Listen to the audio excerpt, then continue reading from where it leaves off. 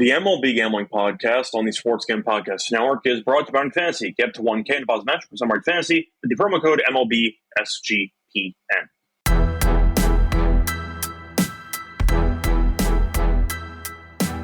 And welcome, everybody, to the MLB Gambling Podcast here on the Sports Gambling Podcast Network. It is currently Thursday afternoon, August 7th, here to break down the games for Friday. I'm your host, Scott and Lonte, once again joined by Lonte Smith. Together, we're going to break down the games for tomorrow. Lonte, how's it going with you? What's up?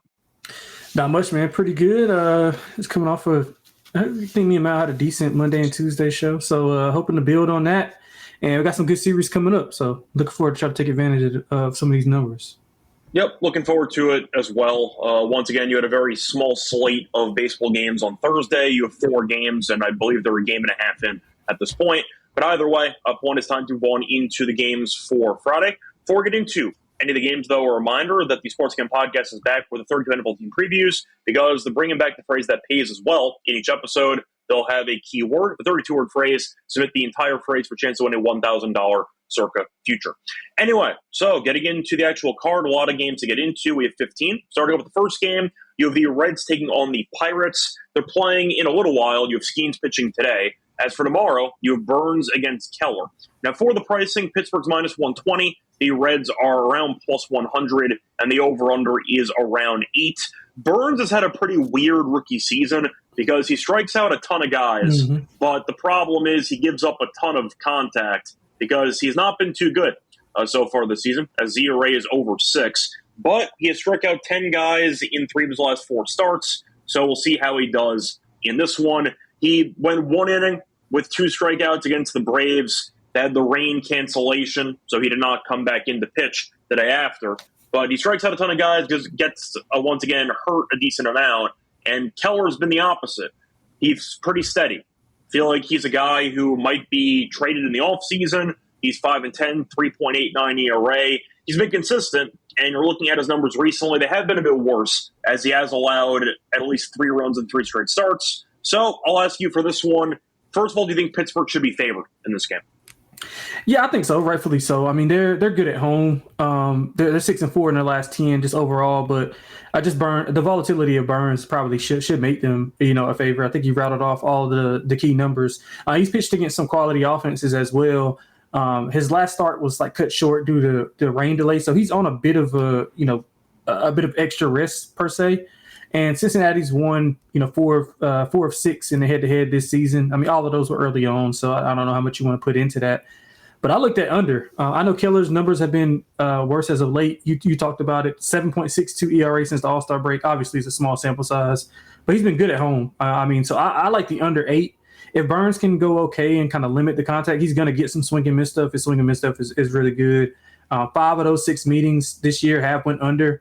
The other one pushed, so it hasn't even been remotely close outside of that game. The under is also hitting 8 of their last 10 games, which would be basically 8 of 9 because they had a push in there. Cincinnati's 9 straight unders. I think this is a 3-2 type of game, maybe a 4-1, just depending on if you like Keller that much. But I like under in this game. Yeah, I'm with you. I like the under too. I think I would go Pittsburgh, but I don't trust the offense enough, so I'll go with the under instead as my choice. Moving on to what could be the series of the weekend, you have the Astros taking on the Yankees. The Yankees finally won a game. It was not a good series, but they were able to survive. I think the key word is for that finale, as Bednar had the save.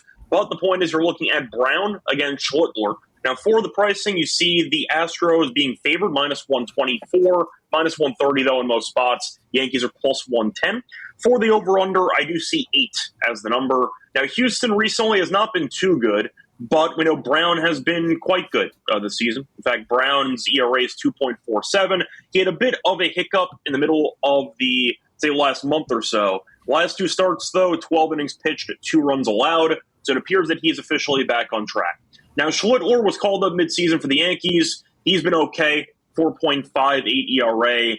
He's been consistent, though. 2 earned runs, 3 earned runs, 2 earned runs, 3 earned runs. So not going much distance, but he has been consistent. You can argue that he's been decent so far this season. I'm going Houston in this game. I don't mind first 5. It would not shock me if Brown ended up just throwing up a bunch of zeros and you saw the Yankees score 1 run in the first 5. I think Schlittler, though, should give up at least 2 Could be more. Good enough for me. I'll go with Houston first 5. Yeah, I like Houston here as well. Although the Yankees have had their number as of late. They won 9 of 10 against Houston. That's why I'm going first 5. Yeah. So generally they've had our number. When it matters. They do in the playoffs. Yeah, when it matters, they have our number. But we can beat them all day in the regular season, but we just can't when it matters. But the Yankees home after the 2-series road trip, they didn't fare well. I think you talked about it, and I kind of like Schlittler. He's been solid. He just needs to keep the ball in the park. He's got 5 home runs in 4 starts. Also has 11 walks in that span. So maybe it's a little bit of nerves here and there, but I think he'll be fine like long term. But in this specific spot, I like Brown. I mean, 2 or less in 4 of his last 5 on the road. This is the 3rd straight road series for Houston. They're 2-4 so far. But Brown has been excellent, like you said, in the back-to-back starts. You read off the numbers, 1 earned in each of those. But I think it's properly priced. That first 5 for Houston, I would go -0.5 to get some plus money on that, because I do think that Houston will either lead 1-0 or 2-1 with the way Brown's been pitching. So I'll go first 5 under. Yep. Moving on to the next game on the card, matchup between the A's and the Orioles. A's won today 6-0. Lopez was really good. For this matchup, though, you have Ginn against Sagano. So for this one, the Orioles are slight favorites. They're -120. The A's are +100. For the over-under, I see 9.5. Now, Sagano's had a pretty up-and-down season. 4.42 ERA. He has been, once again, struggling a bit lately. He had 1 good start against the Rockies. That's the Rockies. Doesn't really count. He has allowed at least 3 earned runs, though, in a bunch of starts. What is that, 4 in a row? 7 in a row. 8 of the last 9. He's allowed 3+ earned runs. So my handicap is simple. Give me the A's first 5, team total over. I like the full game over, to be quite honest. I mean, I like that too. Yeah, Sagano's been a mixed bag. Baltimore's 500 the last 10. They're back from tough. This is a tough road trip at Chicago, at the White Sox. I mean, at the Cubs, not the White Sox, and at Philly. They were 2-4 in those games. Like I said, Sagano's got a mixed bag. Ginn's been solid in 2 of his last 3 starts. Both of those did come on the road, so I think that's something to latch on to, but he did have 5 walks in his last start. But the reason why I like the over is he's a contact pitcher. He pitches a contact, and if you put that in with the volatility of Sagano, I think we could see some runs here. If you count today's win, the A's are 3-1 against the Baltimore this year. They're 6-4 in the last 10. I would take a shot with the A's if I had to, but I like the over. What is it, 9.5? I think both teams can get. I think we can get the 10 here some way. Yeah, I agree. I like the A's too. This game feels like a pure coin flip to me, and the A's offensively, besides yesterday, have been in good form lately. Good enough for me. I'll go with the A's in this one. Moving on to the next game, Angels taking on the Tigers. Tigers have not been playing great lately. They struggled against the Twins over the last few days. For the Angels, they lost the game against the Rays yesterday, but to be honest, who cares? Team's just not very good, but they're only 5 under. So for this game, you have the Tigers with Skubal pitching, -300. You have the Angels at around +240 with Hendricks pitching. For the over-under, I see 7.5. For the run line in this game, I see the Tigers at around -130 on the run line. Good enough for me. Give me the Tigers -1.5. I think Hendricks isn't very good. The Tigers' offense, I think, has been okay. The issue's been the pitching. Flaherty got killed yesterday. But Skubal, we know, is consistently amazing. Good enough for me. Give me the Tigers -1.5 to -130. Yeah, I don't disagree with that. I don't want to lay that kind of juice. I'll probably just go with some Skubal props. I'll look at his Ks. I mean, he's got 10+ in 4 of his last 6. I think that the Halos strike out a little bit above than the average team. So I think he'll be able to get there. Obviously, he's going to do what he does. So I'm looking at a player prop in this one. I'll just go over his Ks and ladder it up. I would go up to maybe 12-ish, depending upon how long they want to go. That's the thing now. With some of these aces, you kind of got to watch the managers if they're going to limit their innings, especially a team like Detroit. I mean, Detroit's not they're right in the middle where they can kind of coast a little bit, but they can't just full on, So it'll be interesting. Well, it kind of depends on what the priorities are because the division has been wrapped up for the last 3 months. Right. However, you can argue home field advantage they could still be fighting for throughout the AL. Right. So that's something I'll be monitoring. I don't know if you want to just go out and have Skubal throw 8 1/3 or 7 2/3. Kind of maybe want to limit him and watch his pitch count. So that's the only way I can kind of see him not getting double-digit Ks. But I do like his Ks to be laddered up. Yeah, he's incredible. I got nothing else to add. Absolutely. Moving on to the next game, Marlins taking on the Braves. They play tonight, actually. Game's not happened yet, though. You have Cabrera against Elder. -110 on both sides, and the over-under in this one is set at 8, flat as a total market-wide. I don't understand this line at all. I understand that preseason the Braves were supposed to be good, and the Marlins were not supposed to be good. Marlins have been decent recently, and you're looking at the Braves who stink. I think Elder stinks. And Cabrera's been good. So I don't get this line at all. You're in Miami -110. Yeah, I was hoping Atlanta has been playing okay. Like, they won 6 of their last 8, so I can kind of see why. I kind of agree with the line. I was hoping to get the Marlins at plus money. Wait, who has? Atlanta's won 6 of the last 8, right? No, they got swept by Milwaukee. Did they? Yeah. Was I looking at the Milwaukee killed them. They lost the last game was close, but they were down 2 runs entering the 9th inning and everything. I might have been looking at the wrong thing. Okay, yeah. So the Braves have, to go through the actual numbers quickly, 1, 2, 3, 4, 5, 7 and 2, 8 and 3. They've lost 11 of their last 4. Oh, okay, cool. Yeah, I might have been looking at the wrong thing. So yes, no, they're terrible. Riley's injured now. Acuna's still injured. Like, I think -110's a gift. Yeah, I was hoping to get a little bit more, to be honest, but I think this is a good price for them. I'll look at their team total over as well. Elder 7.38 ERA since the beginning of June. He's got a sky-high hit rate, 8+ in 5 of his last 7, 37 hits in his last 5 home starts. So I think the Marlins can heat them up. If you look at, like, they were 3-2 head-to-head this year. Miami is head-to-head this year. They split a 2-game set in Atlanta. In their 2 losses, they got outscored 17-0. In their 3 wins, they were +10 in the run differential. So obviously just a volatile type of series. But I like Cabrera. He's trending up 3 consecutive great outings. He dominated the Yankees in his last start. He's good on the road. I'll take Cabrera, and I'll take the over in this game as well. Yeah, Joe thinks you're looking at the 2024 schedule. I really don't know what the hell. You probably looked at a different team and accidentally put it under the Braves. Yeah, it might have been. If I had to guess. It's fine. Either way, the Braves stink. I got nothing else to add. Moving on to the Guardians, taking on the White Sox. In this game, you have Bybee against Savali. So you are looking at the Guardians being -155, the White Sox are +130, and the over-under in this game is set at around 8.5. So Bybee's been kind of a mess this season. He's 7-9, 4.51 ERA, but an ERA of 5.5 on the road. He has not been good lately. He's given up at least 4 earned in 2 straight, so not exactly doing much in terms of success. But the team's been good anyway, as the team has won 5 straight that he has started in. So despite not pitching well, he gets run support. So that's all that matters sometimes. For Savali, he's actually been good. A 3.99 ERA. He's given up no earned runs in 3 straight starts. Even though I just mentioned a second ago, Bybee's been kind of a mess, I like the under. I think 8.5 is way too high for these teams. The Guardians' offense has been, I'd say, okay at best, but mostly underwhelming. The White Sox offense we know is not very good. And Savali's been good. So give me a low-scoring game. Give me the under 8.5. Yeah, I don't disagree with that. I like Chicago. First 5 in full game. I know Cleveland's been playing okay. I think it's a good sell-high spot for them coming off the sweep versus the Mets. They're 6-1 head-to-head against the White Sox this year. 4 of those 7 games were decided by 1 run. So it's been competitive. The White Sox on the opposite end are coming off being swept in Seattle. Somewhat competitive. I mean, it wasn't horrible, but I like Savali, man. You talked about Bybee's numbers, 4+ in 4 of his last 6. He's got 6 home runs allowed in his last 5, 4+ earned runs allowed in 4 of his last 5 on the road. Savali, you talked about the 3 scoreless streaks, 17 and third innings pitched, if you want to add those up. To be clear, he gave up a run, but that was unearned. Yeah. Earned is what I mean. Yeah. He's not been as sharp at home lately. He's got 4+ earned in 2 of his last 3 at home.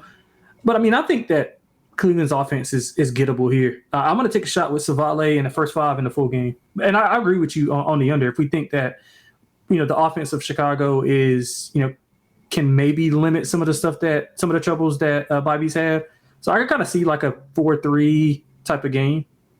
Yeah, I just thought that with the total at 8.5, the wind would probably blowing out. This is in Chicago. You figured maybe there'd be some crazy wind involved. It's actually blowing in at around 10 miles per hour. So I definitely expect this line to move downward if the wind reports are correct. I can see that closing at 8. So I'll go with the under 8.5 before it moves. Moving on to the next game, which could be the other series of the weekend. You have the Phillies taking on the Rangers. For this one, you are looking at the Phillies using Sanchez against Kelly for the Rangers. The Phillies are minus 135. The Rangers are plus 115. For the over-under, I see 7.5. Texas won the series against the Yankees. You could argue that the Yankees handed it over, but either way, the point is the Rangers lost the finale, won the series. Phillies, though, have been good recently. Sanchez has been very good, 10-3, 2.4 ERA. Kelly's been good, too, 3.22 ERA. But Sanchez, besides one bad outing against the White Sox, has allowed less than 2 earned runs in 1, 2, 3, 4, 5, 6, 7 of his last 8 starts. So he has been incredible. Last start, 8 innings pitched, no runs. The guy's a machine. I think Kelly's good, but not Sanchez good. Give me the Phillies offense to kind of do some damage here. I think Kelly is good, but I do think he can give up some contact when you have Harper and Schwarber and company. It's tricky. I'll go with the Phillies minus 135. Yeah, I'm going to be on the other side, but it's strictly because of the plus price. Like, I think this is a closer game. I would probably make it like, one of those 115 minus 105 type of things. I mean, both teams have been a bit inconsistent, so it's not really like one team's playing better than the other. They're both kind of been up and down. And this was actually supposed to be Wheeler, and he's dealing with some shoulder issues, if I'm not mistaken. So he got to start pushback. I like Sanchez. I like Keller. Keller 3 or less in 9 straight, 2 or less in his last 5. This will be his first home start with the Rangers, if I'm not mistaken. Is that correct? Yes, I think that's correct. Yeah, so I know he had one start earlier, but yeah, this will be his first home start. I think the crowd will be ready to go. It's a big series. I'm going to take Texas with the plus money, but I mean, it's nothing of conviction. I just like the plus price beside them, and they've been playing somewhat better at home. Well, to be fair, Philly is 16 games over, but they are 500 on the road. They're very good at home. On the road, not so much. Texas is 4 over. They're 15 over at home. So both teams are great at home. So you could argue that the Rangers having home field might actually matter in this matchup. So there we go. Before we get into the remainder of the card for Friday, a reminder they're brought to you by our sponsor, Art Fantasy, because they're doing Best Mania, happening all summer long. 15 million prizes, 2 minutes for first place, no waiver wire, no trade arguments, best balls, best for to play fantasy football. You can also do pick'em entries if you want to try that out for Underdog, but you go up to 500 times your entry. Sign up with promo code MLB SGPN. You get a special pick in the first time that offer up to $1K in bonus cash on fantasy promo code MLB SGPN. We're also brought to you by MyBook.ag. It's available at a ton of locations using to bet on baseball, WNBA, tennis, golf, and of course football futures. And of course you could use crypto for payouts and deposits. When you sign up though for your account, use the code SGPN. 100% doesn't match up to 1K. In terms of conditions, MyBook.ag promo code SGPN. Welcome back, everyone, to the MLB Gambling Podcast. Finished going for the first couple games on the card for Friday. Time to keep rolling with the Rangers taking on the Twins. So for this one, the Royals taking on the Twins. So you have Lugo against Ryan for this one. You're looking at the Twins being favored, about minus 135. The Royals are plus 115. For the over-under, I see 8.5 or 8 to shop around. You do see a bit of a split line. Lugo has been good. In fact, he got a contract extension because he's been solid with the Royals in his career. Recently, he's been kind of up and down. 2 earned runs, 3 earned runs, 2 earned runs, 5 earned runs. So you're kind of seeing some back and forth. For Ryan, we know he's been very good this season. So good that we're kind of shocked he's still here because the Twins traded away everybody else on the team. But last start, 6 innings, 2 runs against the Guardians. I'll say this, though. Watching the Twins play with their random lineup that they had because they traded away the entire roster, they were good. They won 2 out of 3 against the Tigers. They scored at least 6 runs in 2 straight. I actually like what I saw from this offense. So I like Ryan. I think the offense is young but feisty. Good enough for me. Give me the Twins money line in this game. Yeah, I think it's another one that we kind of disagree on. I love the under, though. The under is my favorite play. Under 8.5. If you can find 8.5, get that. 6 of the last 7 meetings have went under. I'm looking at it from this perspective as Lugo. So he's faced some superior. Well, I wouldn't say superior. I guess some of the upper echelon offenses. So he's allowed. So against the Yankees, the Dodgers, Toronto, the Cubs, and San Diego, which are 5 of the best offenses in the league, he allowed 5 combined earned runs in that span. He's also allowed 2 or less in 6 of his last 7 on the road. Only allowed over 3 earned runs once since June, and that was the 5 earned runs that you mentioned. And Minnesota did look good at Detroit. They've won 3 of the last 4. I like Ryan as well. I think Lugo can kind of outduel him here. So I'm going to go under, and I'm going to take the plus money with Kansas City. I like the under 2. I just watched the Royals against the Red Sox over the weekend. Wasn't too impressed. So I think it makes sense why Ryan's favored in this game. Moving on to the next game, though, Mets taking on the Brewers. Mets are in free fall. Almost got no hit by Gavin Williams yesterday. But Soto broke it up. 126 pitches. So they really let Williams try to get it, but he couldn't get it. Either way, though, you have Senga against Woodruff. Good pitching matchup here. Milwaukee's minus 125. The Mets are plus 105, and the over-under is around 8.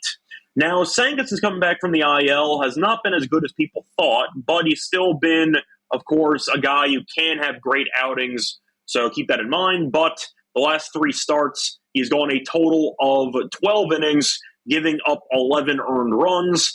But the Mets somehow win his starts because the Mets have won.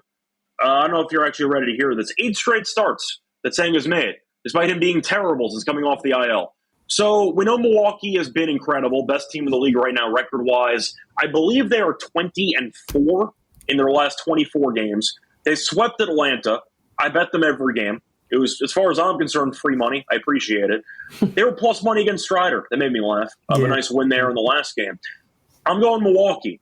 This team's a freight train. They're good at home. The Mets are falling apart, and Senga's been terrible. And Woodruff's been really, really good. Give me Milwaukee at what I think is a pretty cheap price. Best price right now is minus 124. Sure. I think they should be like minus 140. They've been really good lately. Game Milwaukee. Yeah, minus 135 earlier. So somebody's betting the Mets. Maybe it's D-Rock. Maybe D-Rock's betting the Mets. But I think D-Rock. The last thing he would do is bet the Mets right now. Yeah, but I like Milwaukee as well. I mean, just two teams trending in the opposite direction. Milwaukee 6-game winning streak. You talked about the longevity, but just short term, they've won 6 straight. It's not fluky, by the way. Yeah, no, it's not. No, yesterday, watching them play, this team is actually ridiculous. Yeah, right. And they're not going to overpower you. They're just a really good, well-rounded baseball team. They get really good production from the bottom of their lineup. Probably some of the best production from the bottom of the lineup in MLB. I don't have those numbers in front of me, but I'm pretty sure they're one of the top 6 through 9. I would say they're pretty well-rounded. Definitely. Yeah, and they don't strike out a ton. They get on base. They're patient at the plate. A really good team, man. Really, really good team. I like Woodruff. I was going to highlight some of the things that you said about Senga. Just a little bit more, 11 earned in his last 3. In his 14 other starts, he allowed 13 combined. That just kind of shows you the funk he's been in. 4 home runs in his last 3 also. 13 walks in his last 4. The thing is, he has been pretty consistent on the road. I mean, as far as I'm concerned, that might have been pre-injury because that last start against the Giants on the road, 5 innings, 3 earned, 5 walks. I mentioned the earned runs. He's allowed 11 earned runs in his last 3 starts. Yep. He's also walked 11 guys. Yeah. 13 in his last 4. Serious problem. Yeah, 13 last 4. Yeah. So I mean, the Mets did win 2 of 3 in July. Both teams scored 12 runs, which is I found that kind of ironic. But I like Woodruff, man. I like Woodruff. He does have a home run issue though. He's got 14 hits allowed in 5 starts. 5 of those hits have been home runs. So I can't get behind the Mets right now. I think you gotta play something dealing with Milwaukee. Maybe if you want to play a first 5 or maybe if you want to parlay them with the under, because I like the under. Yeah, I do want to ask you, just out of curiosity, Nathan and I talked about Woodruff yesterday. I'm a big Woodruff guy. I think when healthy, he's a very good pitcher. But I do want to ask you, is this an emotional game for Milwaukee? First time they've played against the Mets in this building since the Alonso home run in the 9th inning. Oh, wow. They played in Citi Field earlier this year. Now, unfortunately for the Mets, Devin Williams isn't there anymore. So they have to face an actual close. But this is the first time that Milwaukee's playing this team since the collapse that we saw last year in the playoffs. Man, well, this might be added motivation for me. I might have to. Asking if you care. No, I didn't know that. You brought it to my attention. I really didn't know that. So I might have to, add an extra unit onto that. I like that. I like that anyway. But yeah, you get this team back there with an actual closer. I think you're in a good spot to take care of business. Moving on to the next game. Looking at a match between the Cubs and the Cardinals. The Cardinals did win the last game against the Dodgers. The Dodgers have just been really unimpressive. As for the Cubs, they've kind of been treading. Milwaukee is now 4 games clear. I think Milwaukee's the best team in the league right now. The Cubs are, once again, fine recently. They haven't really wowed anybody. You have Boyd going, though, who's been really good. 11-4, 2.34 ERA. Cubs are minus 165. You have McGreevy pitching, for the Cardinals at plus 140. For the over-under in this game, I do see it being set at around 8.5. So the Cardinals, we know, have been good at home this season. They are 8 over, so being a 500 team. The Cubs are 18 over, and they're 4 over on the road. I don't think McGreevy's any good. Just full disclosure, I don't think he's a great pitcher. I think Boyd is, objectively speaking, a very solid option. He had one really bad start against Milwaukee because Milwaukee's really good. Yep. Besides that, he's allowed 0 earned runs in 4 straight starts if you ignore the Milwaukee start. So I like Boyd here. Give me Cubs first 5 -0.5. I think Boyd can pitch well. I'll ignore the Cubs bullpen. I think this game could get interesting late. But I do think McGreevy struggles. I think Boyd pitches well. Give me Cubs first 5 run one. Yeah, I like the Cubs here as well. I mean, Boyd, if you want to expand that a little bit more, you got a few of my points in there as well. Scoreless in 5 of his last 7. Since June, that Milwaukee game is pretty much his only blemish, and we just were, waxing poetically about Milwaukee. That's the only time he's allowed over 2 runs since June. So he's been really good. If you look at the head-to-heads this year, 4-3 for the Cubs. They scored 48 runs in those 7 games. St. Louis scored 18. I think the Cubs do need to put together a solid, month here to kind of get things back going. They've just been pretty much around like 500 every other week. Don't really like McGreevy, like you talked about. 5.08 ERA in 7 appearances, 6 starts. He's got 4+ earned in 4 straight at home and 3 of his last 4 overall. I'm going to take Chicago minus the 1.5, and I'm going to take the over 8.5. I think Chicago can get to this number by themselves, at least 7. I think they can get to at least 7. I talked about what they were able to do early on in the season, and 5 of the 8 meetings flew over. One of the meetings flew under, but the other one, Chicago scored 8 runs and at a total of 8.5, and the Cardinals couldn't score. So I think the over is moving on to the next game, though, you have the Red Sox taking on the Padres. Now, for this one, Red Sox have been good lately. Did lose the last game against the Royals, but you know what? They are still 12 over, and they're probably going to be a playoff team. For this one, you have Buehler pitching against Pivetta. It's a bit of a revenge game there for Pivetta. For the money line here, you have the Padres minus 180. You have the Red Sox at plus 150. For the over-under in this game, I see it being set at around 8. Now, Pivetta at home has been incredible, but Boston's offense has been good lately, too. I can't stand Buehler, so I guess I have to go Padres, but it's a very expensive price that I'm not a fan of. But Pivetta at home is 7-0 with a 1.99 ERA. So I'm kind of just stuck. I'll go San Diego first 5, but the run line's probably expensive anyway. So I'm really stuck trying to find value because I don't know if I want to lay 1.5 with Pivetta here against a good Red Sox offense. So, I think I'm on Padres first 5, but I don't really have much else of an angle. Maybe San Diego first 5 team total. I can avoid Pivetta, just blindly fade Buehler. That sounds good to me. I'll go San Diego, I guess, first 5 team total in this game. Yeah, I like the full game team total as well. I mean, I couldn't find a ton on this. These are 2 teams that I want to bet on and not against. Pivetta's been excellent. 1 combined in his last 4 at home, 1 or less in 6 of his last 9. Both teams have won 8 of 10. Buehler is just, 12 walks in his last 4. He has been okay, like 3 or less in 5 straight, but I still don't trust him. He doesn't have good road numbers, but he's been better in his last 2 starts. Pitches to contact, San Diego 5-1. The last 6 at home. So it'd be San Diego or nothing. The team total, I think you brought up a good point. First 5 team total is probably the counterpoint is if you want Pivetta involved because he's been so good at home. I'm still kind of scared to back Pivetta because of years past. I know he's been great this season. So I'm going team total, but if you like Pivetta in the game, then you probably just want the run line. Yeah, I'm probably going to take that team total. I don't want to bet against either. See, I know Buehler's had his struggles, but he's been okay as of late, and I can't get behind fading either of these teams. I want to say the last time that Buehler faced the Padres was in the playoff series last year after he got robbed at that racetrack, and then he got destroyed the start after. You remember what I'm talking about? I do remember that. I do remember that story. He went with his wife or girlfriend to, I think it was Santa Anita, and they robbed him. Yeah, and then he pitched the game after, and he sucked. That was crazy. And then it worked out for him because he ended up winning a World Series, and he was good against the Yankees. But I remember that. I think it was the last time he pitched against this team. I think. Maybe. Did he pitch against them again later in that series? I can't imagine the Dodgers winning and pitching twice. Wasn't that a short series? No, that went the distance. Because San Diego was one game away from winning. They didn't score the last 2 games in the series. There we go. They got shut out the last 2 games. They had a chance to close out, and then the Dodgers won the World Series. But I think that I don't remember if Buehler pitched against the Padres though after getting shelled that one time.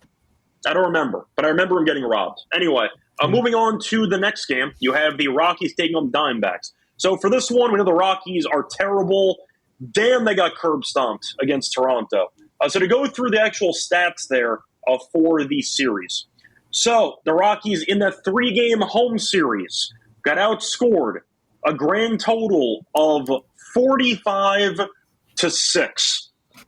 45-6. They lost every game by at least 6 runs. They lost 2 of the 3 games by at least 14 runs. Damn, they got destroyed. Anyway, for this one, you're looking at the pitching matchup, which should be interesting because both teams really aren't great at pitching. You have Gomber against Gallen. Gallen's been a mess this year. Gomber's been even worse. Diamondbacks minus 210, Rockies plus 175. The over-under is set at around 9 for this game. I know the Rockies on the road are really bad offensively. I can't trust Gallen. I think Gomber stinks. Just give me the over. I don't want to lay 210 with the Diamondbacks, so it's either run line or pass. I don't want to take that with once again, Gallen either. So give me the over 9. Yeah, I love the over. I don't want to do anything. I don't want to bet either side. Just going to bet for runs. Colorado's actually over in 8 of the last 10. Arizona scored 5+ in 4 of the last 5, if I'm not mistaken. Gallen's ERA 5.10 in July. He started August okay with 2 earned, but I don't really trust it. He's got a high hit rate. Gomber's 6.18 ERA since returning from a shoulder injury. Home run allowed in 6 straight. So I think we can see some fireworks in this game. By the way, I looked up over. the Buehler thing out of curiosity. So he did get shelled, gave up 6 earned in 5 innings. However, after that bad start post-robbery, no runs the rest of the postseason. So there you go.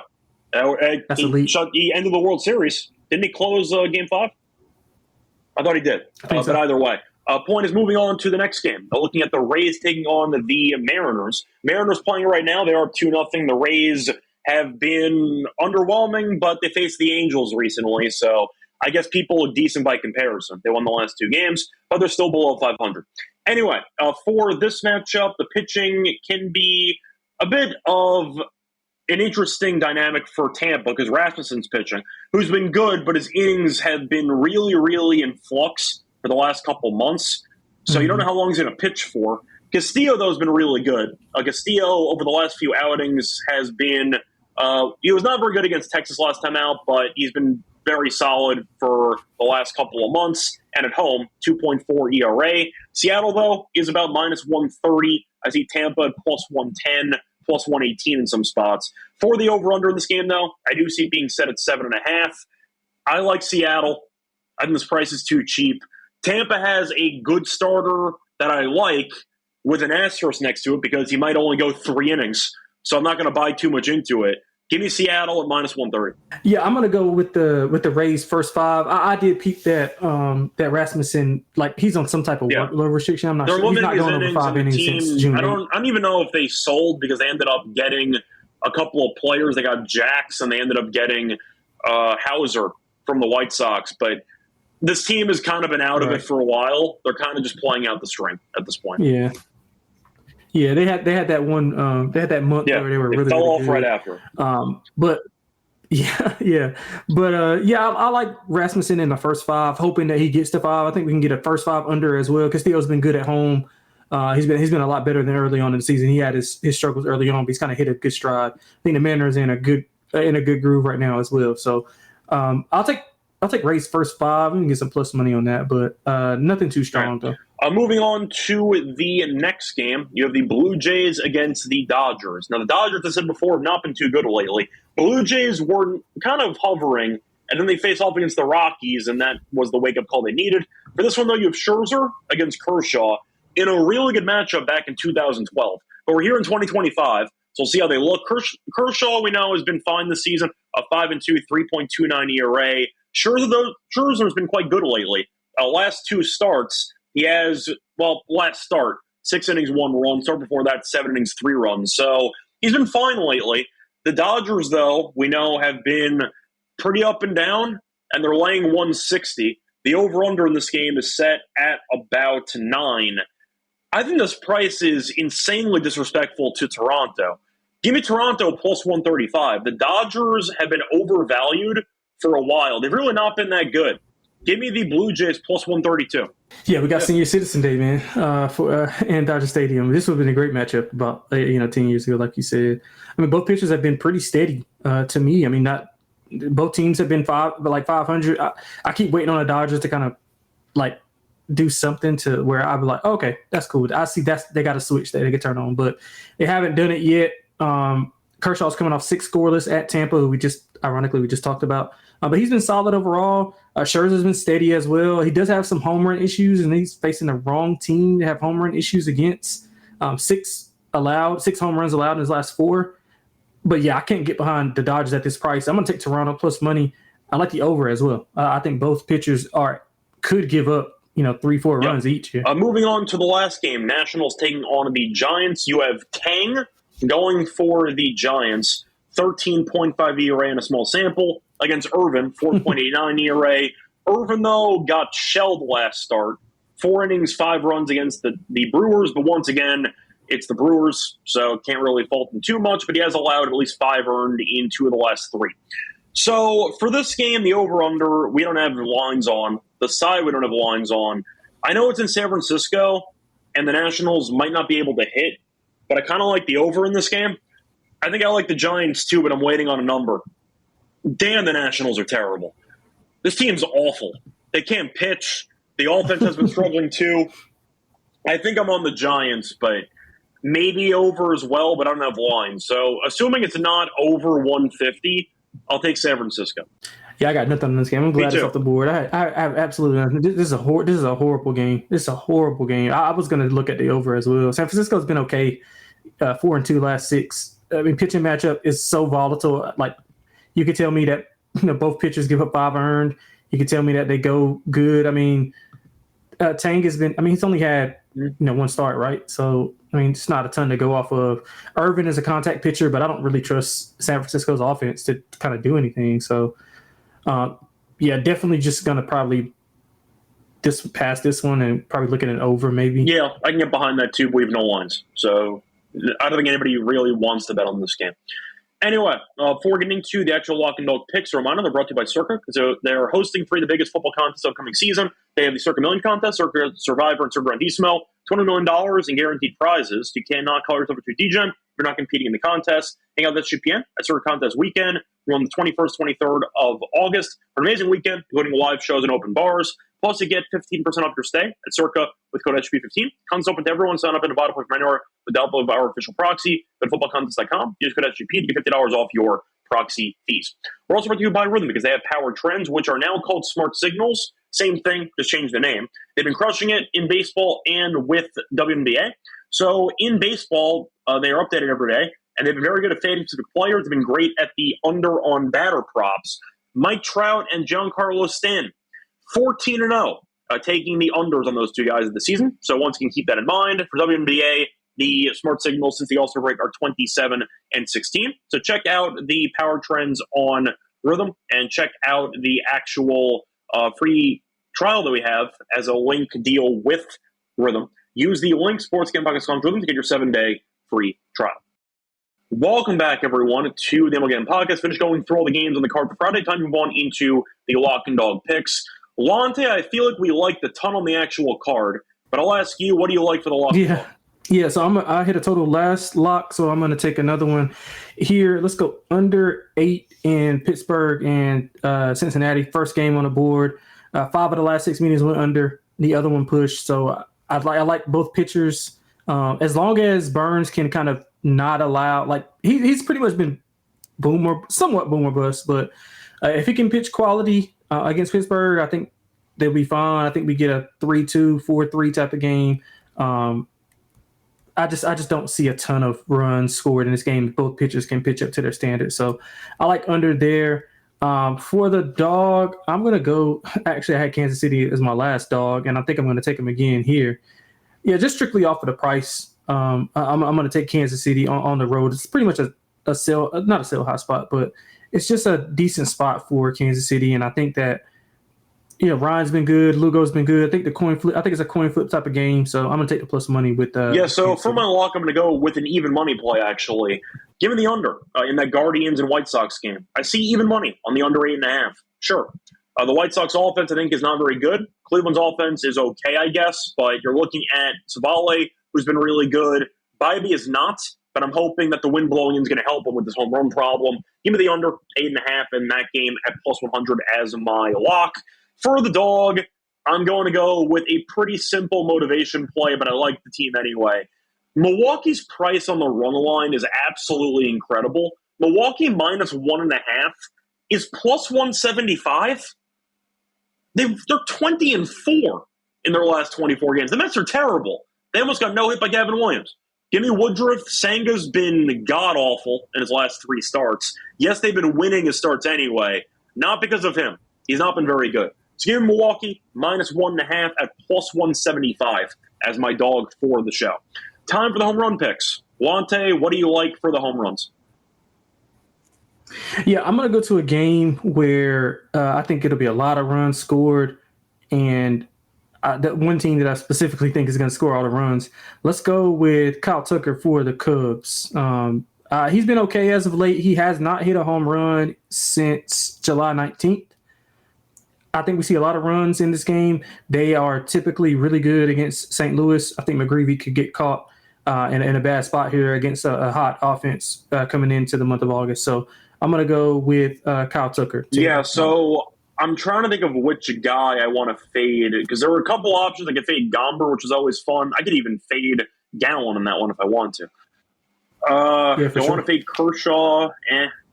I think I'm going to end up fading Bueller. Who am I kidding? I can't stand Bueller. I've roasted him I've roasted him for like 2 straight years. And besides the last 3 playoff appearances, he's been terrible for about 2 straight years. So for Bueller's home runs, he has allowed at least 1 home run in 3 of the last 4. Good enough for me. For the Padres, looking at who's owned him lifetime, Tatis has 5 home runs against him. That's probably good enough for me. Tatis really hasn't done much lately. He has 17 homers. He hasn't hit a home run in a while. Let me just quickly see when the last time he hit a home run was. Yeah, July 24th. It's the only home run he's had since July 11th. So he's been quite bad lately, but he owns Bueller, and I can't stand Bueller. Give me Tatis home run in this game as my home run choice. Anyway, going to wrap it up for the show. We'll be back once again on Friday to break down the Saturday games. You can find me on Twitter, Rachel Radio. Find him on Twitter at XXLonteXX. Till next time, good luck to all of you and all of your bets. Bye, everyone.